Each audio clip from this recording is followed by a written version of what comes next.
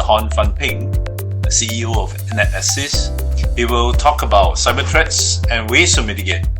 Now, Mr. Hon has been in the cybersecurity business for almost 30 years, if I remember correctly.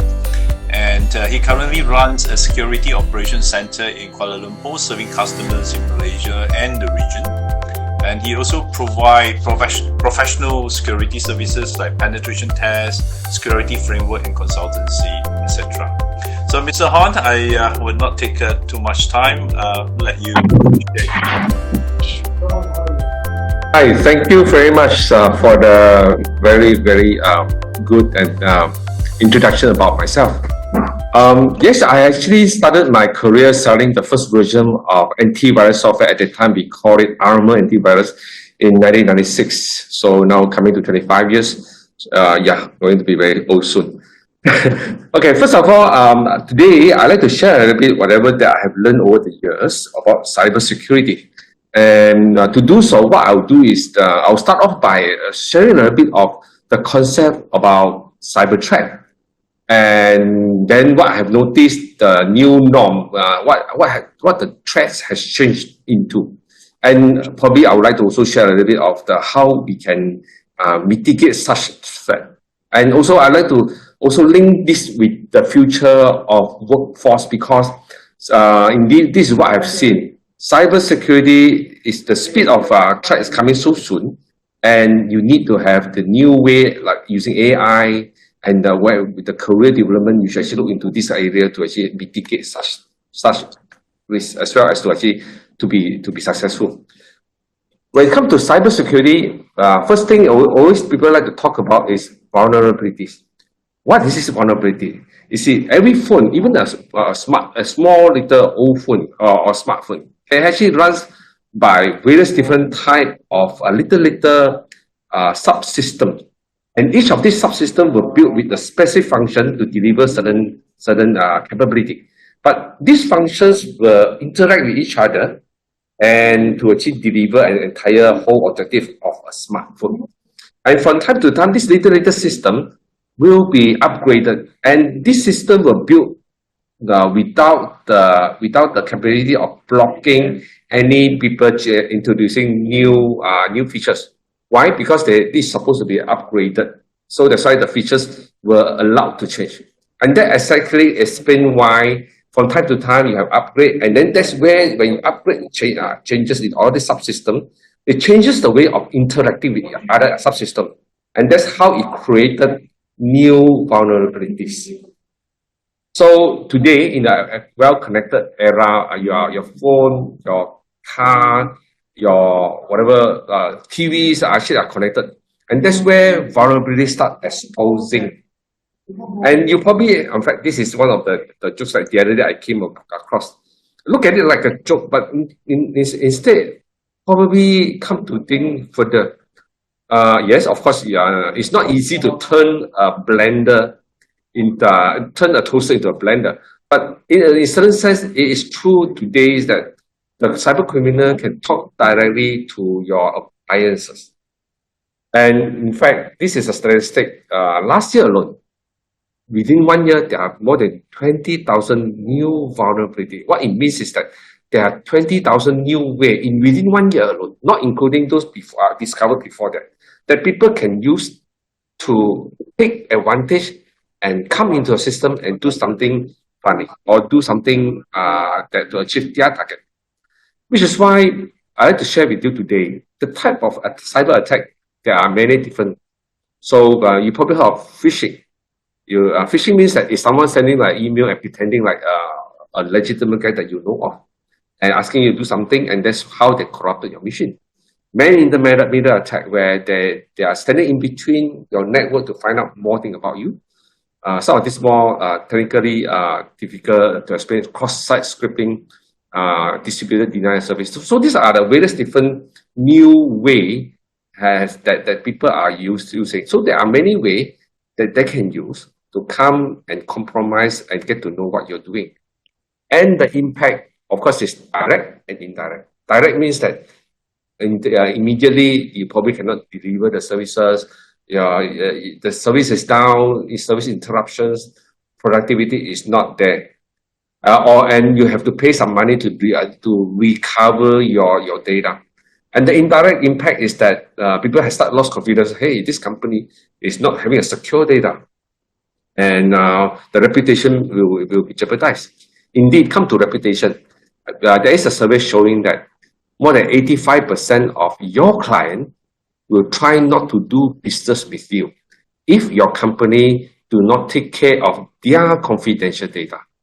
So today, cybersecurity is about survival. It's not only about something to protect your privacy, more than that.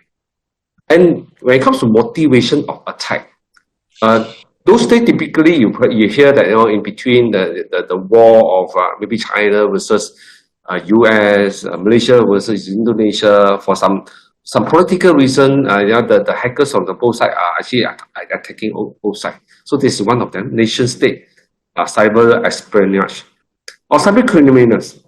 They are going for profit, or hacktivists because of some Greenpeace or maybe some ideology. And also there are many other reasons, like some people are just a teenager or just want to seek for some fun or satisfaction. But among all this motivational attack, lately there's high surge of cyber criminals due to profit. Ransomware is one of them. Today, thanks to Bitcoin, ransomware is easily being targeted to your end user and make money out from that. And today, it doesn't take a specialist or a technical talent to be a cyber criminal. In fact, there's this thing called dark web. If you find that, hey, I want to actually compromise someone, all you need to do is that go to the dark market, just engage some of these specialists, because they are cyber criminals, people for hire. You can just hire them, pay them a bit of Bitcoin, they will do something on your behalf. So there's a shadow broker for you to take money out. They can do some kind of email. You can ask them to help you to create some kind of ransomware. In fact, ransomware as a service is one of the common services that we actually been noticing that's happening. So, which is what exactly we start to see that the high surge of this phishing attack. Phishing attack is like someone sending you an email with the wrong intention and pretending like someone that you know. And that's exactly explained that this year itself in Malaysia, they're talking about more than 80% of rise compared to last year of cyber attack. So indeed, from MDEC, our government also actually conduct some survey and start to realize cybersecurity expenses for individual corporate, they are actually talking about annual compounded growth rate of about more than 20%. So with that, I'd like to actually share this idea and say, hey, if you are looking for some new career that is high demand and good income, good future, cybersecurity can be a good place because you are in high growth and high demand place.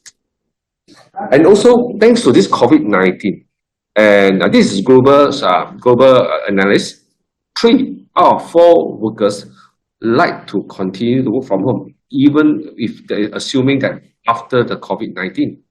And this is the same thing happened in Malaysia. 2 out of 3 workers would choose to work from home if possible, to continue to work, even after the COVID-19. And that's how your computer become your new touch point. Those days, people talk about cyber attack.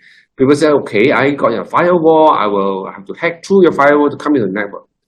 Imagine that today, your staff, your user are working from home and they have VPN, virtual private network. That means that they have a direct free access all the way to your servers. So all I need to do today now is that to actually focus on the home computer, and I can do something funny on you.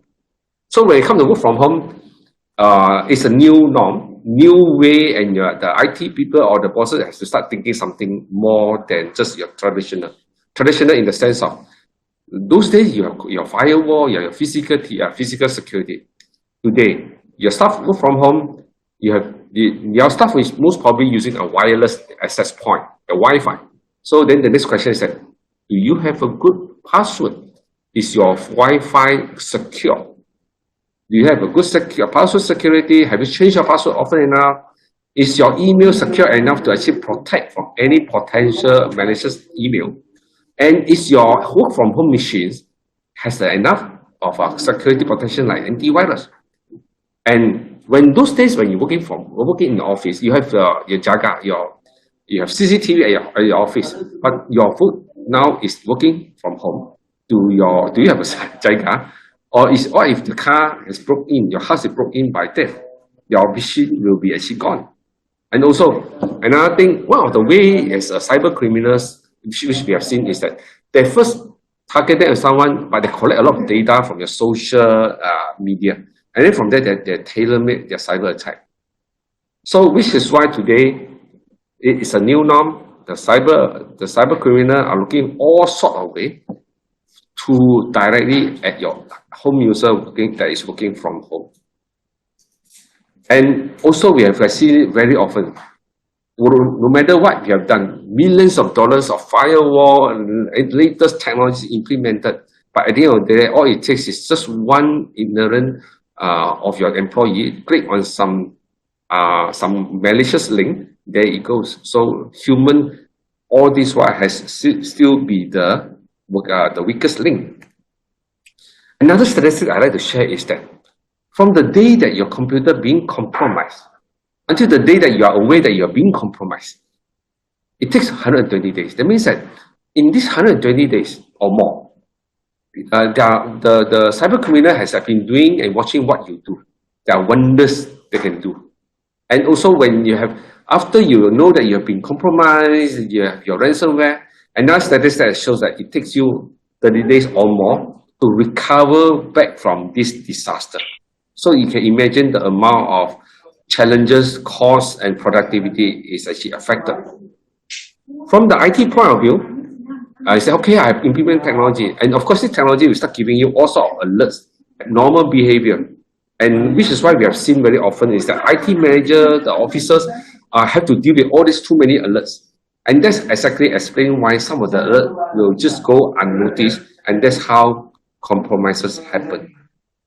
And that's explain why years and years. This is one of the charts shows from the international survey. You see now some of them are very reputational, huge company where they have millions of dollars of budgets to protect their cybersecurity. Marriott Hotel, Facebook, all these Twitters. But how come they are still being compromised? Because cybersecurity strategy and protection should not just only focus on technology. All this while we've been advocating the right and the best cybersecurity technology should encompass people, process, and technologies. And at the end of the day, we like to actually advise and also share this knowledge. We need more and more human. We are not lacking of technologies. Every now and then you see here latest cybersecurity protection technology being offered. The salespeople come and talk to you about their latest cybersecurity technologies. But what we are lacking, especially in this part of the world, is that we need talent because cybersecurity needs people, process, and technology, and we do not have that kind of talent. We need talent, we need people to do incident response analysis and to do the necessary emergency response when things do happen. And this is one of the examples that I like to highlight how a typical environment now we are actually adopting in this future, in this new norm of work where we are actually incorporating AI. What it means is like that. We actually start deploying certain sensor, collecting information about the behavior of all the different devices. Because there are too much data to actually collect. So what we do is that we collect this data and we use AI, artificial intelligence, to look and learn and analyze. Of course, we do not 100% rely on AI. There are certain cases where there is certain gray area, you need human to do verification. That's where human comes into place to contextualize the situation. Then from there, further verification is needed. And once they detected any abnormal behavior, communicate with the AI, and that's where AI will continue to learn and to make the necessary decision whether to quarantine, to block, or to let the process continue. Why is that needed? Just to give you an example, of real life example. We have some customer where they have more than 300 machines, about 300 machines, 325 machines in this particular factory. So what we did was actually we placed all these sensors in those factories, collecting those data and understand what it means normal and what is not. So you can imagine within 1 month alone, we are talking about 500 million records of activities of all these different sensors being collected. And from there, we use AI to trim down to the real attack. And from there, what we actually really care is this 7 real threat. So that is how, again, a demonstration of AI work with human and to detect, to actually mitigate cyber attack. There are a shortage indeed. So for those people who actually talking about future of career of the digital workforce, cybersecurity can be one of the area where we need data scientists. We need people to know how to learn the cyber attack and respond to it. This is a statistic to show that now, especially in Asia Pacific itself, we have a lackage. We have the shortage of 2 million people on cybersecurity talent. Indeed, there's also another idea. You have seen Grab working as a sharing economy for transportation, Airbnb as a sharing economy for hotel. How about a sharing of economy for cybersecurity? So this is an area that we haven't really seen it really flourishing. But we strongly believe sharing economy shall be the way moving forward for digital workforce on cybersecurity. In fact, also another thing is that people are slowly actually treating cybersecurity investment as enabling. Those days when we come to cybersecurity investment, people will say, okay, this is another cost of doing business. So that's how cybersecurity budget has always been very difficult and just to justify for the investment. But we have seen the global trend now, not only in this part of the world, everywhere in Canada, China, India, people are now actually calling cybersecurity budget as an enabling budget. What it means is that instead of you telling your customers, hey, I actually invested all these technologies. Also, I actually put some investment into a budget into securing your data, so that when you do business, you'll be confident that your data is safe with me compared to my competitor. So with that, you are making cybersecurity investment as a differentiator with your competitor. With that, I hope I can give you, I already actually shared with you some of the basic idea. And myself, I'm Hon, and my company is called NetAssist, and I hope we have shared some interesting information with all of you. Thank you very much. Back to you. Thank you, Mr. Hon. Thank you. I'm too old for me to study to go into